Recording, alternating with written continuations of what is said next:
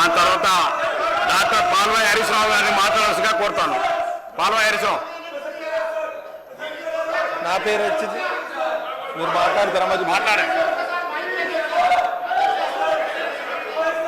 Physical administration మరి చెప్పండి. మీరు స్పీకర్ గారు పోయి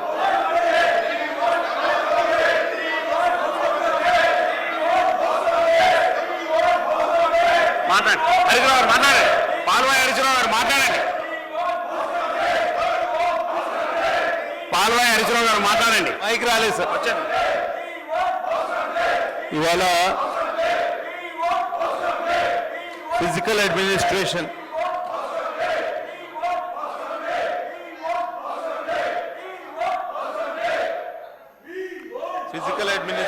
పద్దు మీద మాట్లాడడానికి అవకాశం ఇచ్చిన అధ్యక్షుల వారికి ధన్యవాదాలు. ఇవాళ గతంలో మనం తెలంగాణ ఉద్యమం సమయంలో అనుకునే వాళ్ళం, ఎవరి పాలయ్యిందో తెలంగాణ అని.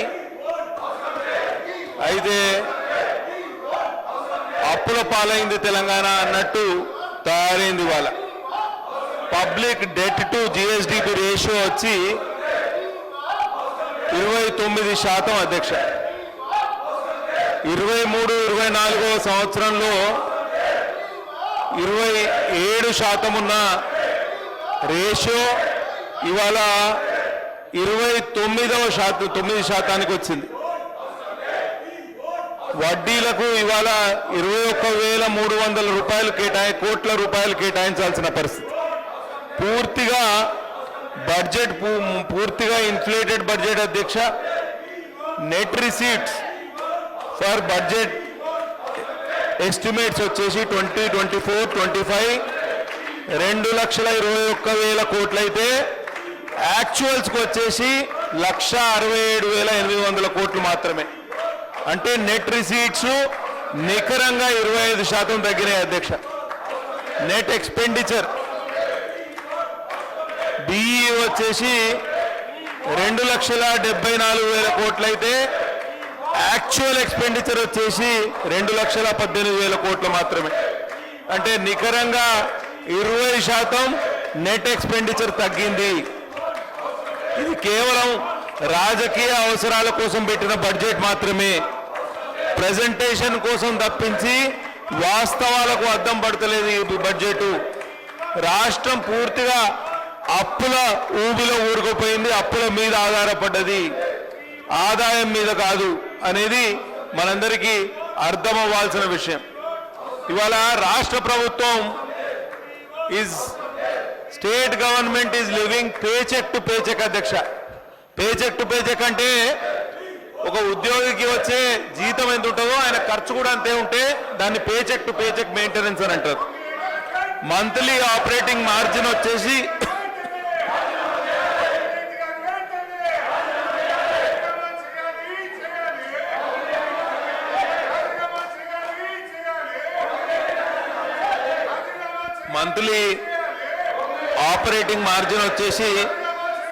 ఇన్కమ్ వచ్చేసి 20,000 కోట్లు తనకి ఇవ్వన్నా, కానీ తను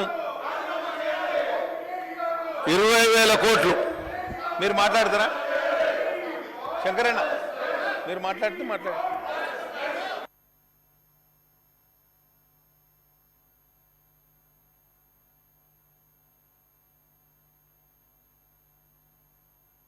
మైక్ పోయింది.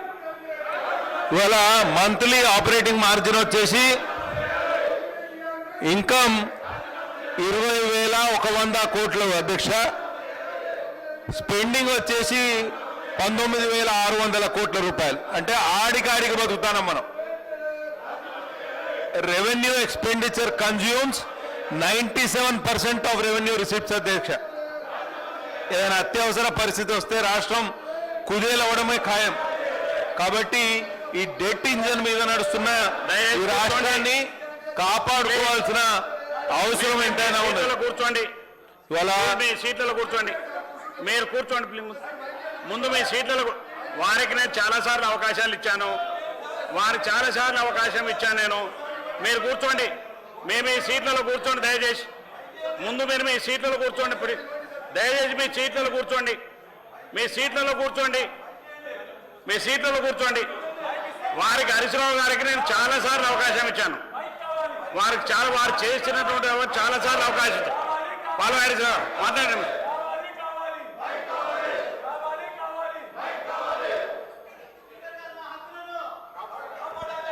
డెట్ ఇంజన్ మీద ఈ రాష్ట్రం నడుస్తుంది అధ్యక్ష. పూర్తిగా ఓపెన్ మార్కెట్ లోన్స్ మీద ఆధారపడడం, నెల 7,000 కోట్ల అప్పు తీసుకుంటే తప్పించి స్టేట్ మెషినరీ నడిపే పరిస్థితి లేదు. 88% of all 88% of all capital receipts come from open market loans. దీని వలన తీవ్రమైన ఎఫ్ఆర్బిఎం ప్రెషర్ ఉన్నది అధ్యక్ష. Monthly budget gap, monthly short fall ఎంత ఉన్నదంటే 5,000 కోట్ల రూపాయలు మంత్లీ షార్ట్ ఫాల్. అంటే మనం ప్రతి నెల 5,000 కోట్ల రూపాయలు మనకు షార్ట్ ఫాల్ ఉంది బడ్జెట్లో. విజిబుల్ పబ్లిక్ డెట్ 5,62,000 కోట్లు అయితే అది టిప్ ఆఫ్ ది ఐస్బర్గ్ మాత్రమే అధ్యక్ష. కింద కనిపించని డెట్ వచ్చేసి 3 కోట్లకు పైనే. Special purpose vehicles loans, SPV loan serviced by government is 86,300 crores అయితే SPV loans serviced by SPVs themselves is 1,55,500 crores అధ్యక్ష. కంబైన్డ్ పబ్లిక్ డెట్ వచ్చేసి 8,60,000 కోట్లు ఉంది అధ్యక్ష. దీనివలన సంక్షేమం కానీ అభివృద్ధి కానీ ఎలా సాధ్యమవుతుంది అనేది మీరు ఒకసారి అడగాల్సిన అవసరం ఉన్నది అధ్యక్ష. 6 గ్యారెంటీలకు డబ్బు ఎక్కడి నుంచి తీసుకొస్తారు అనేది మీరు ఒకసారి ఆలోచన చేయండి. ఇవాళ ఒక్కటే ఎగ్జాంపుల్ చెప్తాను నేను అధ్యక్ష. పాయల్ శంకర్ గారు అధ్యక్ష, కొత్త సభ్యుడు మాట్లాడేటప్పుడు హౌస్ ఆర్డర్లో లేకుండా మీరు మాకు అవకాశం ఇచ్చి మాట్లాడమంటే ఎట్లా మాట్లాడతాం? ఇప్పుడు ఒకటి ఖచ్చితంగా అధ్యక్ష, ఈ రాష్ట్రంలో జరిగినటువంటి విషయాల మీద ప్రభుత్వం తరపున స్పష్టమైనటువంటి ఒక ప్రకటన రావాల అధ్యక్ష. గతంలో కూడా ఇదే రాష్ట్రంలో ఈ రోజు జరిగినాయి, గతంలో జరిగినాయి. ఒక్కొక్క అపార్ట్మెంట్లో క్రషర్లకు ఎట్లా లక్షల టన్నులు ఈ రోజు ఈ 2 సంవత్సరాలు గతంలో జరిగినటువంటి ఈ రాష్ట్రంలో ఈ రాష్ట్ర ప్రజలకు సంబంధించిన ఖజానా డ్యూటీ మీద దాని మీద ప్రభుత్వం చెప్పాలి. ఇన్ని అక్రమాలు జరిగినా ఈ అక్రమాల మీద ప్రభుత్వం ఇట్నుంచి వీళ్ళు ఆరోపణ చేస్తారు, అట్నుంచి వాళ్ళు ఆరోపణ చేస్తారు. కానీ జరుగుతున్నటువంటి విషయాల మీద ప్రభుత్వం సమాధానం చెప్పాలి గట్టిగా. ఈ విషయాలు 10 ఏళ్ళు జరిగినాయి కదా గతంలో కూడా. అందుకే అధ్యక్ష ముందు సభని ఆర్డర్లో పెట్టి మాకు అవకాశం ఇవ్వాలా. మేము మాట్లాడుతున్న విషయాలు ప్రజలకి తెలిసే పరిస్థితి లేకుండా వాళ్ళ మీద కొట్లాడకపోతే ముందు సభని మీరు ఆర్డర్లో పెట్టండి అధ్యక్ష.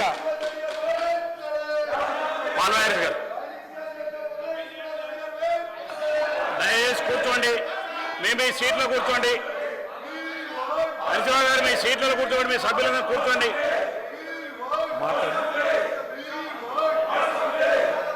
స్పీకర్ గారు స్పీకర్ గారు కొంచెం హౌస్ ఆర్డర్ లో పెడితే మేము మాట్లాడతాం. మేము మాట్లాడేది ఎవరికి వినిపించట్లేదు. దయచేసి ప్లీజ్ దయచేసి కూర్చోండి. మీ సీట్లలో కూర్చోండి ప్లీజ్. మీ సీట్లలో కూర్చోండి. మీరు మాట్లాడారు హరీష్ గారు. మీరు మాట్లాడండి.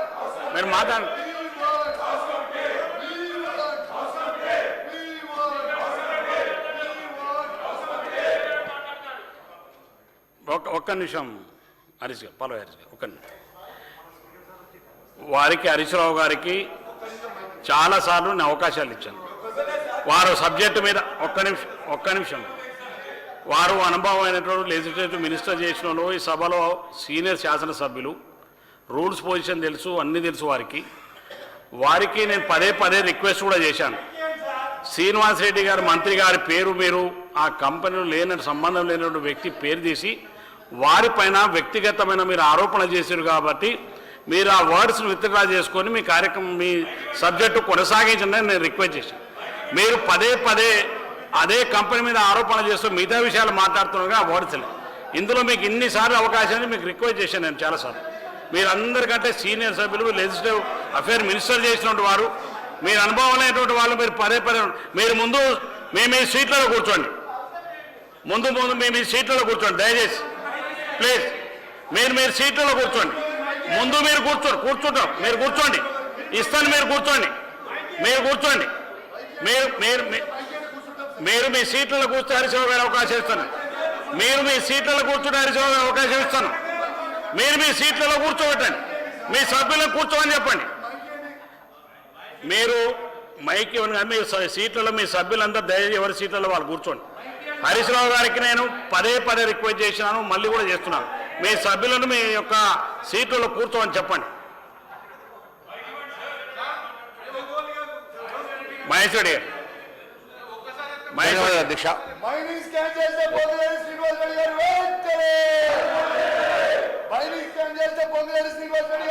మహేష్ రెడ్డి గారు మాట్లాడండి. అధ్యక్ష ఈరోజు సీనియర్ శాసనసభ్యులు హరీష్ రావు గారు లేవనెత్తినటువంటి అంశము మరి ఈరోజు డిమాండ్స్లో ఉన్నదా, డిమాండ్స్లో లేనటువంటి అంశాన్ని ఈరోజు మీరు మాట్లాడి ఈరోజు కేవలం వేరే వారికి అవకాశం లేకుండా ఈరోజు డిమాండ్లో లేనటువంటి అంశాన్ని మీరు అలో చేసి ఈరోజు సభా సమయాన్ని వృధా చేస్తూ ఈరోజు మీరు అందరికీ రావాల్సినటువంటి అవకాశాలు రాకుండా ఈరోజు మీరు ఈ రకంగా మరి సభను హ్యాండిల్ చేయడం ఇది మంచి పద్ధతి కాదు అధ్యక్ష. ఈరోజు నేను ఒకటే అడుగుతా ఉన్నాను, మరి మీరు స్పెషల్గా అంశం మీద షార్ట్ డిస్కషన్ అడగండి, ఆ డిస్కషన్ చేయమనండి. గత 10 సంవత్సరాలు జరిగినటువంటి అనేకమైనటువంటి అంశాలు ఉన్నాయి. ఈ రోజు కాళేశ్వరం లాంటి అంశంలో కూడా ఎన్విరాన్మెంటల్ పర్మిషన్ లేకుండా వాళ్ళు చేసినటువంటి అనేక అంశాలు ఉన్నాయి సార్. మరి అలాంటి అన్నిటి మీద మీరు సమయం పెట్టండి, షార్ట్ డిస్కషన్ పెట్టండి, ఎంక్వైరీ పెట్టండి. కానీ ఈ రోజు ఈ రకంగా మరి సభను అడ్డుకోవడం అనేది సమంజసం కాదు అధ్యక్ష. సీనియర్ శాసనసభ్యులు అయినటువంటి హరీష్ రావు గారు కూడా మరి మీరు ఇప్పటికైనా విత్డ్రా చేసేసుకొని దయచేసి మరి సబ్జెక్టు వెళ్ళాల్సిందే కోరుతా ఉన్నాను. గౌరవ బీజేపీ శాసనసభ పక్ష నాయకుడు చెప్పినట్టుగా ఇవాళ ఇది డిమాండ్లో మైండ్ సెట్ జియాలజీ లేనటువంటి అంశము. డిమాండ్స్ వచ్చినప్పుడు మాట్లాడొచ్చుకోవచ్చు, కానీ దాని మీద సపరేట్ సమయం అడిగి చర్చ చేయాలి. కానీ వ్యక్తుల పేర్లు మంత్రుల పేరు తెచ్చి సంబంధం లేదు. ఇవాళ డిమాండ్స్ ఎజెండానే కాదు.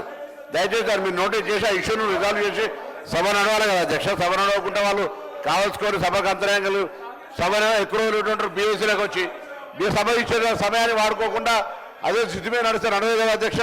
కాబట్టి ఎజెండాల ఇవాళ డిమాండ్స్లో లేనటువంటి సబ్జెక్ట్ మీద ఇంత రాద్ధాంతం చేసి సభను ఈ విధంగా డిస్కస్ చేసే ప్రాబ్లం అవుతుంది.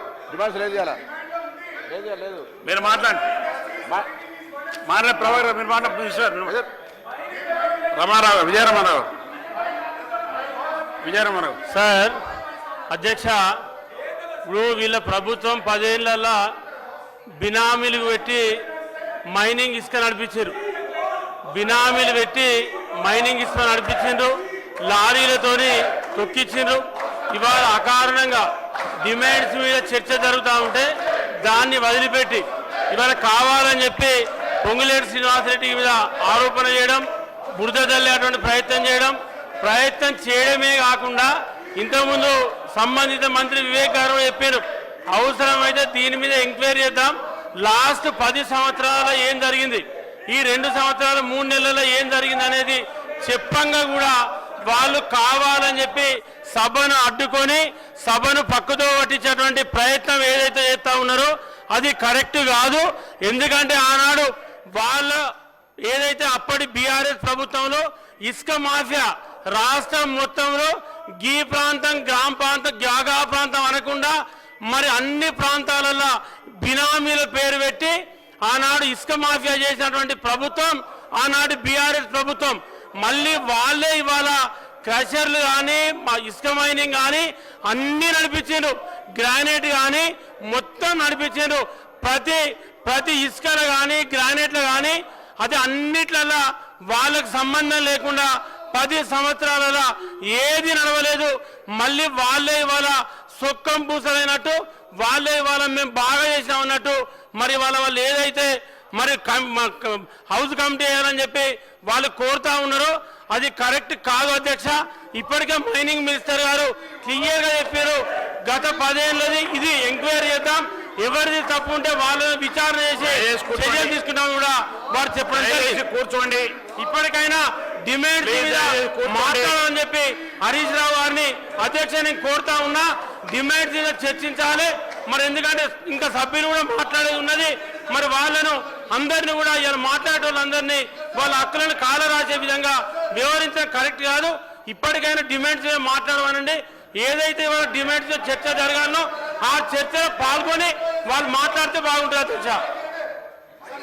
హరీష్ రావు గారు, ముందు మీ సభ్యులందరినీ కూర్చోబెట్టండి. మీరు డిమాండ్స్ మీద మాట్లాడే ఉన్న మీకు అవకాశం ఇచ్చాం. ఇప్పుడు మిగతా సభ్యులందరూ మాట్లాడే సభా సమయం అంతా వృధా అవుతుంది. మీకు వాళ్ళకి చాలాసార్లు అవకాశం ఇచ్చాను. వారు వ్యక్తిగతంగా మినిస్టర్ గారి పేరును ప్రస్తావించారు కాబట్టి దాన్ని విత్డ్రా చేసుకోమని చెప్తున్నాం. పదే మేము అడుగుతున్నప్పటికీ సభా సాంప్రదాయాలు తెలిసినటువంటి సీనియర్ సభ్యులు వారు, అనుభవం ఉన్నటువంటి లెజిస్లేటివ్ మినిస్టర్ వారు ఈ విధంగా సభను ఇబ్బంది కలిగించడం మంచి సాంప్రదాయం కాదు. హరీశ్రావు గారు, మీరు ముందు మీ సభ్యులను కూర్చోబెట్టండి. మీరు డిమాండ్ మీద మాట్లాడితే తప్పకుండా అవకాశం ఇస్తాం. మీరు మంత్రి గారు పేరు ప్రస్తావించినప్పుడు మీరు విత్డ్రా చేసుకోండి. మైనింగ్ మినిస్టర్ గారు అధ్యక్ష, ఇప్పుడు 2022లో అప్పుడు ఈడీ రేడ్ అయింది మన ఒక సభ్యుల ఫ్యామిలీ కన్సర్న్స్ మీద. అప్పుడు హౌస్ కమిటీ గురించి ఎవరు మాట్లాడలేదు. ఈడీ రేడ్ అయినప్పుడు వారి అంశాలు అందరికీ తెలుసు. ఈడీ రేడ్ అయింది, ఫెమా వయలేషన్స్ అయినాయి. ఇవన్నీ అయినప్పటికీ కూడా అప్పుడు ప్రభుత్వము హౌస్ కమిటీ గురించి ఆలోచించలేదు. తర్వాత ఇంకొక మన మెంబర్ వారు కూడా బీజేపీ ఎంపీ గారు కూడా అప్పుడు ఒక ఎలిగేషన్ పెట్టినారు. 400 కోట్ల రూపాయల స్కామ్. ఈ మెటల్ అన్ని కూడా 2000 రూపాయలు క్యూబిక్ మీటర్ ఎప్పుడైతే గవర్నమెంట్ రేట్ 1800 ఉందో దాంట్లో ఇల్లీగల్ గ్రానైట్ మైన్ కూడా ఆపరేట్ చేసినారని చెప్పినారు. కానీ అప్పుడు హౌస్ కమిటీ దాని గురించి ఏం ప్రస్తావన లేదు. తర్వాత ఇంకొక వ్యక్తి ఇప్పుడే చెప్పినారు హరీష్ రావు గారు, మా ఎమ్మెల్యే గారు బ్రదర్ కూడా ఇన్వాల్వ్ ఉంటే అని. అప్పుడు ఎందుకు పెట్టలేదు హౌస్ కమిటీ? ఇప్పుడు మేము ఆల్రెడీ చెప్పినాము, ఒక చిన్న 4 లక్షల రూపాయల సీనరేజ్ ఫీ పే చేయలేదని నోటీస్ పోయింది. 4 లక్షల రూపాయల కోసము వాళ్ళు హౌస్ కమిటీ గురించి అడుగుతున్నారు. వాళ్ళేమో వేలాది కోట్ల రూపాయలు కుంభకోణం ఉన్నది 10 సంవత్సరాలలో.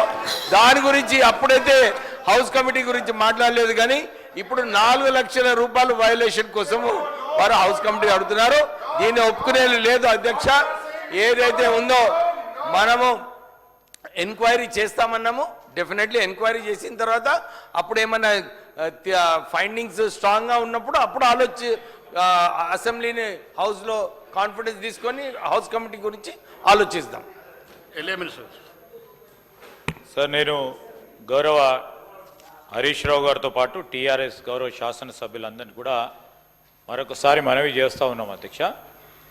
ఈరోజు సభా సాంప్రదాయాలను పాటించి ప్రత్యేకంగా డిమాండ్స్ జరుగుతూ ఉన్న సందర్భంలో చాలామంది శాసనసభ్యులు కూడా ఈ డిమాండ్స్లో పాల్గొనాలి, చర్చలో పాల్గొనాలి, వారి ఆలోచన చెప్పాలి. ఏదైనా విమర్శలు చేయాలనుకుంటే విమర్శలు చేసే అవకాశం ఉంది.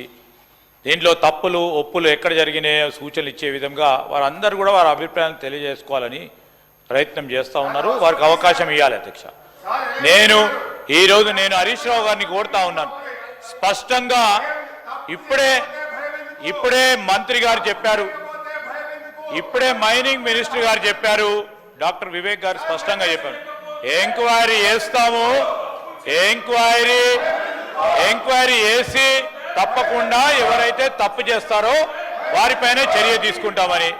ఈరోజు హర్ష కన్స్ట్రక్షన్ కు సంబంధించి అధ్యక్ష ఎక్కడ కూడా అక్రమంగా మరి మైనింగ్ జరగలేదు. డబ్బులు సీనియరేజ్ ఎంత కట్టాలో అంత కట్టిండ్రు, ఏ విధమైన సంశయం లేదు.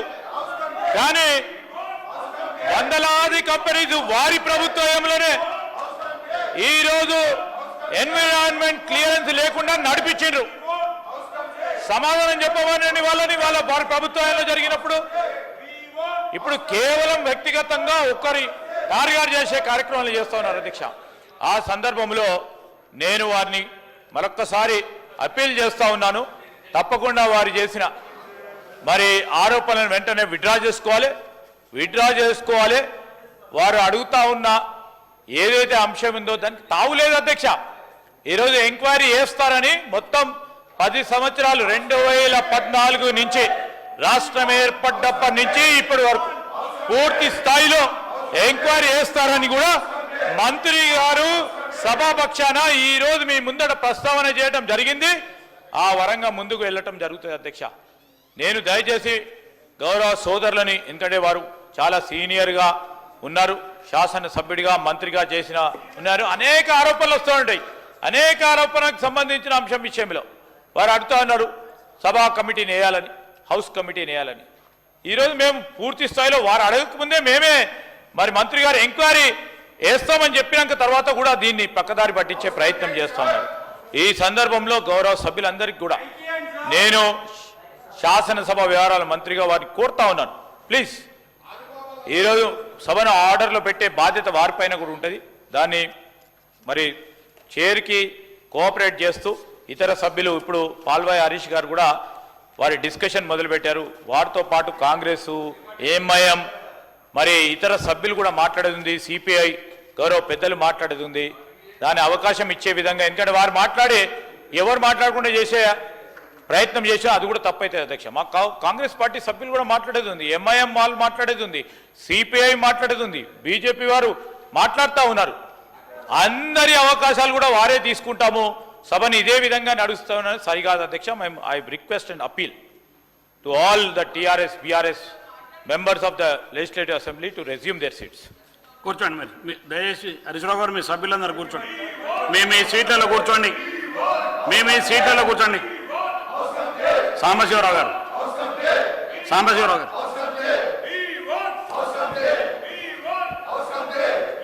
అధ్యక్ష,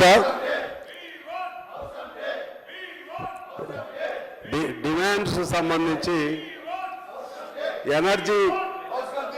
ఎనర్జీ డిమాండ్ టేకప్ చేయాలి. కానీ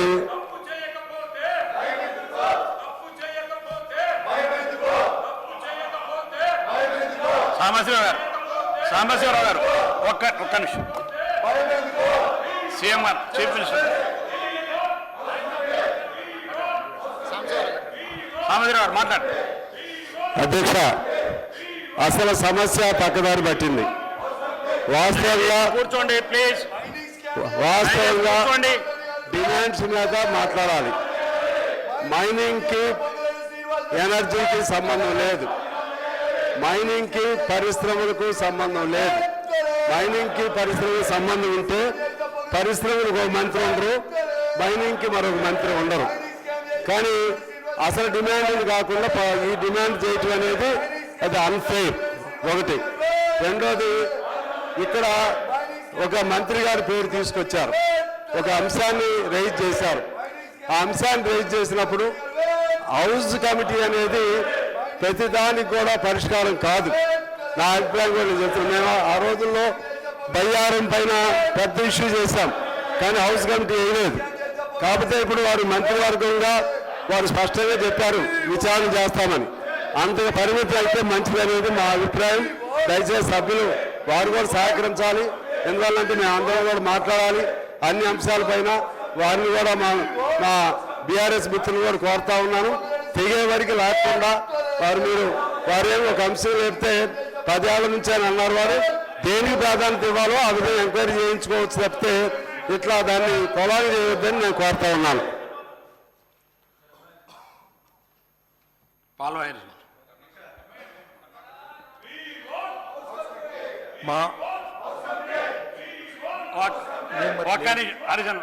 హరీష్ గారు ఒక్క నిమిషం మాట్లాడండి. మీరు ఎంఐ स्पीकर साहब, रोज सुबह आकर रात तक बैठे, सब डिमांड्स के ऊपर बात करने का है. आप हाउस ऑर्डर में लेकर आए तो हम लोग को भी बात करना है, हमारी भी बात रखना है. सब लोग इंतजार कर रहे हैं, सब तैयारी कर आए डिमांड्स पे बात करने के लिए. तो आप ये कंट्रोल कर किसी भी तरीके से हाउस को ऑर्डर में लाइए और सब पार्टीज को हमारे को बोलने का मौका दीजिए। పాల్వా హరీష్ గారు మాట్లాడండి. ఇవాళ ఒక్కటే ఫిజికల్ అడ్మినిస్ట్రేషన్ కి సంబంధించి దయచేసి కూర్చోండి. మిస్ మ్యాచ్ వల్ల దయచేసి కూర్చోండి. ఎన్ని సమస్యలు వస్తాయి అనేది ఒక ఎగ్జాంపుల్ చెప్తా అధ్యక్ష. రాజీవ్ యువ వికాసం పథకం ఇది ఎస్సీ ఎస్టీ బీసీ మైనారిటీ వారికి సెల్ఫ్ ఎంప్లాయ్మెంట్ కోసం గత బడ్జెట్లో 6,000 కోట్ల రూపాయలు కేటాయించారు అధ్యక్ష. కానీ ఒక్క రూపాయి కూడా ఖర్చు చేయలే. దరఖాస్తుదారులు 17 మార్చి 2025 నుంచి ఏప్రిల్ 14, 2025 అంబేద్కర్ జయంతి వరకు 16,23,000 దరఖాస్తులు పెట్టుకున్నారు అధ్యక్ష. ఒక్కరికి 1 రూపాయి రాలేదు. ఇవాళ చాలా మంది మా ఎమ్మెల్యేల స్టాఫ్ కానివ్వండి, ఈ అసెంబ్లీలో పెరిఫరల్ స్టాఫ్ గా పనిచేసే వాళ్ళు చాలా మంది అవుట్ సోర్సింగ్ జాబ్స్ చేసే వాళ్ళు కూడా ఈ దరఖాస్తు పెట్టుకున్నారు. నేను అసెంబ్లీ లాబీలో మాట్లాడుతూ ఉంటే తెలిసింది.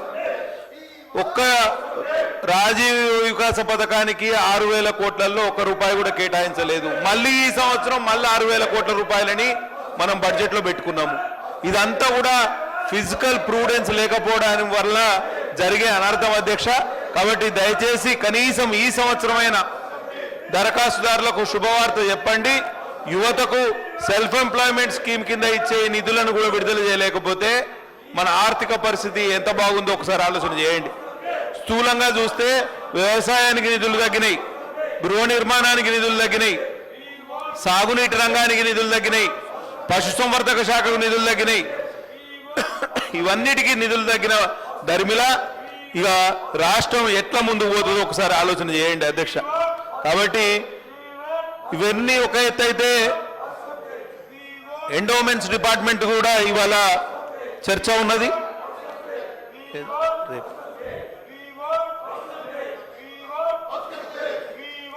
ఇండస్ట్రీస్ అండ్ కామర్స్ డిపార్ట్మెంట్ లో పేజ్ నెంబరు 10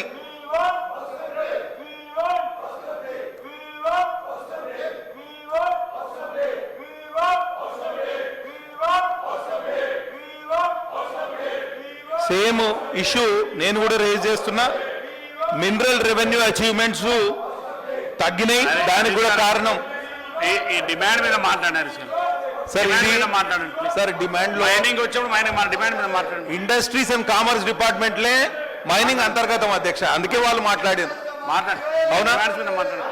ఎట్లా అధ్యక్ష? ఇది is the part of today ఈ వరల్డ్ పద్ధతి. దీని గురించి మాట్లాడద్దంటే ఎట్లా? సరే మీకు ఒకటే నేను సూచనగా చెప్పేది ఏంటంటే 2022-23లో 7,700 కోట్ల ఆదాయం ఉండే మైనింగ్ రెవెన్యూకు 123% గ్రోత్ ఉండే. అందులో 23-24 వచ్చే వరకు 5,500 పడిపోయింది, -29% అయింది. 2024-25 వచ్చే వరకు ఇంకా తగ్గింది. 2025-26 వచ్చే వరకు 4,000 కోట్లకు పడిపోయింది. మైనింగ్ రెవెన్యూ తగ్గింది ఎందుకు అనేది ఒకసారి మంత్రి గారు ఆలోచన చేయాలి, ప్రభుత్వం ఆలోచన చేయాలి. Mining revenue has severely gone down. మీరు ఆలోచన చేయండి. 123% ఉన్న మైనింగ్ రెవెన్యూ ఇవాళ మైనస్లోకి ఎట్లా పోయిందండి? ఒకసారి ఆలోచన చేయండి. కాబట్టి ఒకసారి ఆలోచన చేయండి తప్పకుండా. ఇది ఒక్కటే కాకుండా ఇవాళ ఐటీ మినిస్టర్ గారు ఇవాళ ప్రీమియం గ్లోబల్ ఐటీ హబ్ చేసినాం హైదరాబాద్ అంటారు. నిజంగానే హైదరాబాద్ ఇవాళ ఇండియా సాఫ్ట్వేర్ ఎక్స్పోర్ట్స్ లో 31% కాంట్రిబ్యూట్ చేస్తుంది అధ్యక్ష. హైదరాబాద్లో 1,500 సాఫ్ట్వేర్ కంపెనీలు ఉన్నాయి. ఇవాళ ఐటీ ఎక్స్పోర్ట్స్ వచ్చేసి 3,13,000 కోట్లు.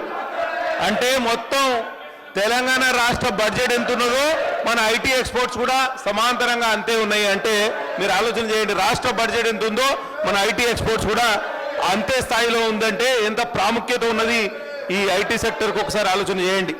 ఎంప్లాయీస్ కూడా 9,40,000 మంది ఈ ఐటీ సెక్టార్లో ఉన్నారు అధ్యక్ష. కాబట్టి తప్పకుండా ఈ ఆర్టిఫిషియల్ ఇంటెలిజెన్స్ మీద కూడా ఇవాళ ప్రభుత్వం దృష్టి పెడుతోంది. కొంత కొంత హౌస్ను కంట్రోల్ చేస్తే మేము ఏదైనా మాట్లాడగలుగుతాం అధ్యక్ష. ఎవరు వినేవాళ్ళు లేరు ఇవాళ, ఎవరు వింటలేరు.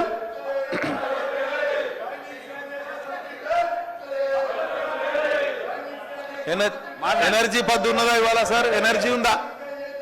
ఎనర్జీ పద్దు సార్. మేము ఏం మాట్లాడుతున్నామో ఏం వింటున్నామో తెలుస్తలేదు సార్. దయచేసి కూర్చోండి, మీ సీట్లలో కూర్చోండి.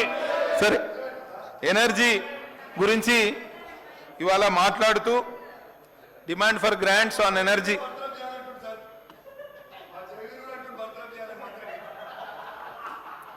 ఇవాళ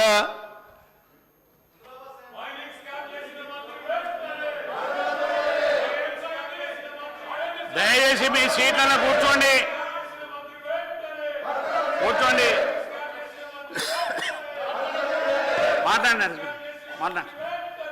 సార్, విద్యుత్ ఆర్టిసన్స్ పరిస్థితి చాలా దారుణంగా తయారైంది సార్. ఎనర్జీ సెక్టార్లో గత ప్రభుత్వం 23,500 మంది కాంట్రాక్ట్ కార్మికులను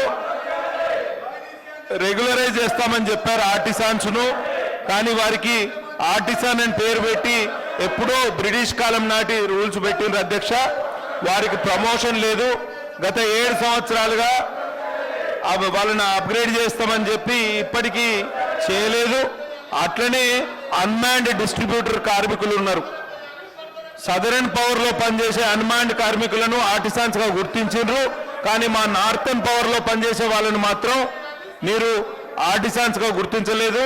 విద్యుత్ సంస్థలో పనిచేస్తున్న అవుట్ సోర్సింగ్ కార్మికులను, బిల్ కలెక్టర్లను, మీటర్ రీడర్స్ను కూడా వారికి కూడా కనీస వేతనాలు చెల్లించాలని నేను ప్రభుత్వం తరఫున ప్రభుత్వాన్ని కోరుతున్నా అధ్యక్ష. అట్లనే ఇందిరా సౌర గిరి జల వికాసం, ఇది చాలా ఇంపార్టెంట్ అధ్యక్ష. గత సంవత్సరం కూడా మనం 12,600 కోట్లు కేటాయించుకున్నాం. గిరిజన ప్రాంతానికి చెందిన వాడిని 100% సబ్సిడీ తోటి సోలార్ పంప్ సెట్లు పెడతామని గత బడ్జెట్లో కూడా పెట్టుకున్నాం. అచ్చంపేటలో ముఖ్యమంత్రి గారు మే 11వ తారీఖు పెద్ద అట్టహాసంగా ప్రారంభించారు. ఇప్పటికీ ఒక్క సోలార్ పంప్ సెట్ పెట్టలేదు. మళ్ళీ ఈ సంవత్సరం 12,600 కోట్ల కేటాయింపులని చెప్పడం ఇది అన్యాయం అధ్యక్ష. 6 లక్షల మంది పోడు రైతులు ఇవాళ తెలంగాణ రాష్ట్రంలో ఎదురు చూస్తున్నారు సోలార్ పంప్ సెట్ల కోసం. యూనిట్ కాస్ట్ వచ్చేసి 6 లక్షలు పర్ యూనిట్ అధ్యక్ష. ఇప్పటికీ ఎవరికి ఈ సోలార్ పంప్ సెట్లు పెట్టలేదు. కాబట్టి నేను ఒక్కటే కోరుతున్నా, పోడు భూముల్లో ఉన్న వాళ్ళకి అగ్రికల్చర్ కనెక్షన్స్ తీసుకోవడం చాలా కష్టం. ఎందుకంటే ఫారెస్ట్ అధికారులు ఇబ్బందులు, అభ్యంతరాలు చెప్తున్నారు. 2014లో ఏదైతే ఇందిరా జల వికాసం కింద బోర్వెల్స్ వేసి అగ్రికల్చర్ కనెక్షన్స్ ఇవ్వలేదో వాళ్ళకి కనీసం ఈ సోలార్ పంప్ సెట్లు పెట్టుకోవడానికన్నా అవకాశం ఇవ్వండి అధ్యక్ష. ఎందుకంటే మాట్లాడుతుంటే హౌస్ ఆర్డర్లో లేకపోతే మాట్లాడడం కష్టం అధ్యక్ష. శాసనసభ్యులు, మీరు ఈ విధాన పద్ధతి మంచిది కాదు. ప్రజలందరూ చూస్తున్నారు. మీరు ఎందుకు హరీష్ రావు గారు మీ సభ్యులందరినీ కూర్చోబెట్టండి. మీరు సభా సాంప్రదాయాలు తెచ్చిన వ్యక్తులు ఈ విధంగా ప్రవర్తించడం చాలా బాధాకరం. మీరు సీనియర్ శాసనసభ్యులు, దయచేసి కూర్చోండి. హరీష్ గారు మీరు మాట్లాడండి.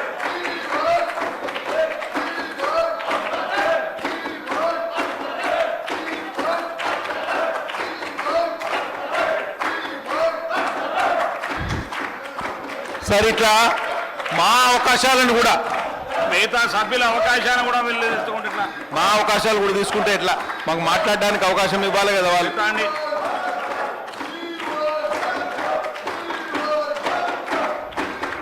పాయల్ శేఖర్ గారు, హరీష్ ఒక్కరు, పాయల్ శేఖర్ గారు. స్పీకర్ సార్, కొత్త సభ్యులు మాట్లాడుతున్నప్పుడు కనీసం ఈ రకంగా హౌస్ ఆర్డర్లో లేకుండా మమ్మల్ని మాట్లాడమంటే ఎట్లా మాట్లాడతాం సార్? మీరు హౌస్ ఆర్డర్లో పెట్టి మాకు అవకాశం ఇవ్వండి. హౌస్ ఆర్డర్లో లేకుండా మీరు మాట్లాడండి అంటే మేము ఏం మాట్లాడతాం? మేము మాట్లాడేది ఎవరు నిన్నవాళ్ళ కదా సార్. డిప్యూటీ సీఎం గారు, డిప్యూటీ సీఎం గారు. సార్ అధ్యక్ష, డిమాండ్స్ మీద చర్చ జరుగుతూ ఉంది. ఈ చర్చకు సంబంధించి గౌరవ సభ్యులు హరీష్ రావు గారు మాట్లాడేటప్పుడు సరే వారి దృష్టికి వచ్చినటువంటి అంశాలు సభ దృష్టికి తీసుకొచ్చారు. అవి వాస్తవాలో అవాస్తవాలో ఏమిటో ఇంతవరకు ఎవరికి తెలియదు. ఒక్క నిమిషం సో మీరు గౌరవ సభ్యులుగా సీనియర్ సభ్యులు మీరు గతంలో మంత్రిగా కూడా చేశారు. చాలా సందర్భాల్లో ఏదైనా అంశం సభ దృష్టికి తీసుకొని రావాలనుకున్నప్పుడు అవకాశం వస్తే మైక్ తీసుకొని మీరు సభ దృష్టికి తీసుకొని వస్తారు. తీసుకొని వచ్చిన తర్వాత దానికి ప్రభుత్వం ఏ రకంగా స్పందించాలో స్పందిస్తుంది. దాన్ని మొత్తం మీరు ప్రశ్న మీదే సమాధానం మీదే అన్నీ మీరే చేయాలనుకుంటే అది కరెక్ట్ కాదు కదా అధ్యక్ష. ప్రతిపక్ష సభ్యులుగా మీరు సభ దృష్టికి తీసుకొచ్చారు, ఫైన్. అది ఏంటో అనేది సభకు సంబంధించి గౌరవ మంత్రులు సమాధానం చెప్తారు. దయచేసి వాళ్ళు కూర్చోవలసిందిగా నేను చెప్తాను. కూర్చోవాలి, కానీ అలా కూర్చోకుండా సమయం దొరికినప్పుడల్లా మైక్ తీసుకొని వాకౌట్ చేస్తారని ఒకసారి, ఇంకోసారి ఈ అంశాలు మాట్లాడి వెల్లోకి వచ్చి, ఇది ఎక్కడ సాంప్రదాయం అధ్యక్ష? ఈ వెల్లోకి వచ్చే సాంప్రదాయం గతంలో ఎప్పుడైనా చూసాము అధ్యక్ష? మనం రూల్స్ ఏం చెప్తా ఉన్నాయి? ఈ సప్పట్లు కొట్టడం ఏంటి? ఈ అల్లరి చేయటం ఏంటి?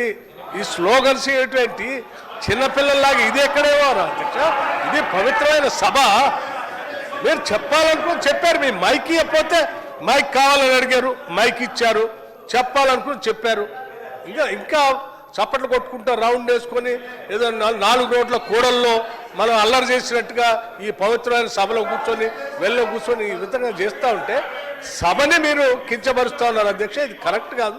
దయచేసి వాళ్ళందరూ కూర్చోమని చెప్పండి, సభని ఆర్డర్ తీసుకొని రండి. దయచేసి కూర్చోమని చెప్పండి అధ్యక్ష. మీరు ప్రభుత్వం దృష్టి మీ బాధ్యత ప్రకారం ప్రభుత్వం దృష్టికి తీసుకొచ్చారు. ప్రభుత్వం చట్టపరంగా ఏం చేయాలో చేస్తుంది. నో అది అంటే మీరు ఏ అభియోగం చేస్తే అది వాస్తవం అనుకుంటే ఎట్లండి? మీరు ఏ అభియోగం చేస్తే అదే వాస్తవం వచ్చింది కాదు కదా. మీరు కేవలం ప్రభుత్వం మీద బురద జల్లాలనేటువంటి ఏకైక లక్ష్యం తప్ప ఏం కనపట్లేదు అధ్యక్ష. నిజంగా వీళ్ళు చెప్పినటువంటి అంశం పైన వాళ్ళకి ఏమాత్రం ఆలోచన ఉన్నా సభ దృష్టికి తీసుకొచ్చి ప్రభుత్వం ఏ నిర్ణయం చేస్తూ చేయండి అని విజ్ఞప్తి చేసి కూర్చోవాలి తప్ప ఇట్లా అల్లరి చేయరు కదా అధ్యక్ష.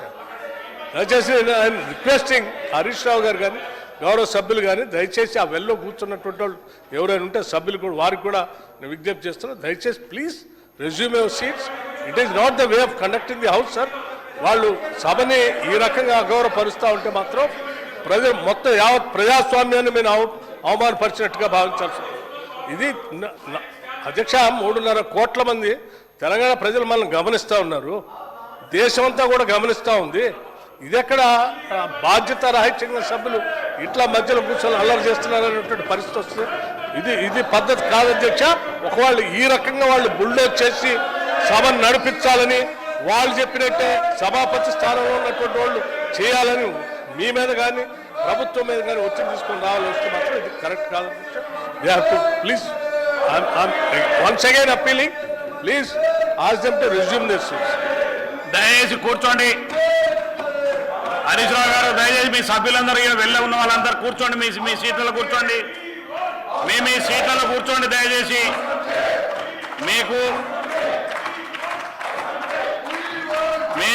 మీకు చాలాసార్లు అవకాశాలు ఇచ్చాను. హరీష్ రావు గారు కూర్చోండి దయచేసి. మీ సభ్యులందరూ కూర్చోమని చెప్పండి. మీ సీట్లలో కూర్చోండి దయచేసి. మీ సీట్లలో కూర్చోండి. మీ సీట్లో దయచేసి ఒక్క నిమిషం మీరు సపోర్ట్ ఆపండి. ఒక్క నిమిషం దయచేసి ఒక్క నిమిషం సపోర్ట్ ఆపండి సార్. స్పీకర్ దయచేసి ఆ సపోర్ట్ ఆపండి. హరీశ్రావు గారు అధ్యక్ష మీరు ఈ సభ వాళ్ళు అల్లరి చేయాలని ఒక మోటోతో వచ్చి అల్లరి చేస్తున్నట్టుగా ఉంది తప్ప ఇక్కడ ఏమి వాళ్ళకి ఆలోచన కానీ రాష్ట్ర ప్రభుత్వం పట్ల బాధ్యత కానీ ప్రజల పట్ల బాధ్యత ఏమి లీగల్ అధ్యక్ష. మీరు అడ్డగోలుగా గౌరవ మంత్రి పేరు తీసుకొని అడ్డగోలు మాట్లాడతారు. మీరు ఎట్లా మాట్లాడతారు? మీరు ఎట్లా మీరు గౌరవ మంత్రి పేరు తీసుకునేటప్పుడు కనీసం సభలో మీరు ఏమైనా పర్మిషన్ తీసుకున్నారా అధ్యక్ష? మీరు సభాపతి గారికి ఏమైనా నోటీస్ ఇచ్చారా? ఏమైనా రాసి ఇచ్చారా? నేను పలానా పేరు చెప్తున్నాను. ఏంటండి ఇది? అడ్డగోలుగా ఎట్లా మాట్లాడుకుంటూ నేను గుడ్డగాల్చి మేనేసేస్తాను అంటే బురద పూస్తాను లేకపోతే మసి పూస్తాను మీరు చూసుకోండి అంటే ఎట్లా అధ్యక్ష? సార్ నేను మీ ద్వారా హరీష్ రావు గారికి కేటీఆర్ గారికి విజ్ఞప్తి చేస్తున్నాను. ఏమాత్రం మీకు ప్రజల పట్ల సభ పట్ల బాధ్యత ఉన్నా దయచేసి కూర్చోండి. నేను చెప్పిన దానిపై ఇప్పటికే డాక్టర్ వివేక్ గారు సంబంధిత మంత్రిగా ఎంక్వైరీ చేస్తామని కూడా చెప్పారు, స్పష్టంగా చెప్పారు. చెప్పిన తర్వాత కూడా మీరు ఇంకా అల్లరి చేస్తా ఉంటే ఇది కావాలని అల్లరి చేస్తున్నట్టుగా ఉంది తప్ప నిజంగా వాళ్ళకి బాధ్యత లేదు. అధ్యక్ష, అసలు మైనింగ్లో అక్రమాలు జరిగినన్ని కూడా వారి హయాంలోనే ఏ స్థాయిలో పోయారో మీ అందరూ తెలుసు. దయచేసి కూర్చోండి, కూర్చోండి. ముఖ్యమంత్రి గారు, ముఖ్యమంత్రి గారు, ముఖ్యమంత్రి. स्पीकर साहब